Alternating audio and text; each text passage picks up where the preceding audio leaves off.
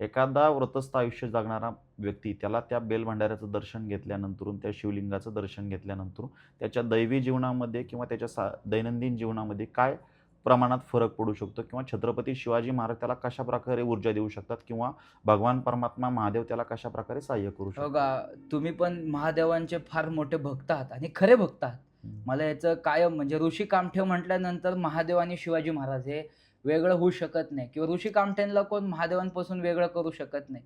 मी तुम्हाला एक गोष्ट सांगतो. लोकं म्हणतात छत्रपती शिवरायांनी देह ठेवलाय, देह ठेवलाय.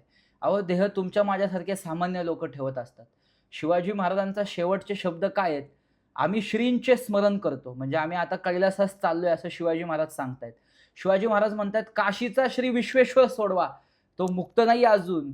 तो काशीचा श्री विश्वेश्वर सोडवा. म्हणजे शिवाजी महाराज शेवटच्या क्षणी पूर्णपणे ज्या भगवान परमपित्या महादेवांचं आणि शक्तीचं स्मरण करतायत.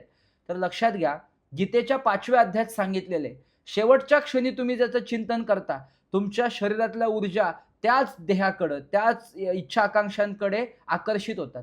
छत्रपती शिवाजी महाराजांच्या देहातली पूर्ण इच्छा आकांक्षा ही त्या महादेवांमध्ये विलीन झाली असेल. शिवाजी महाराजांची ईश्वरी शक्ती संपूर्णपणे महादेवांमध्ये विलीन झाली असेल.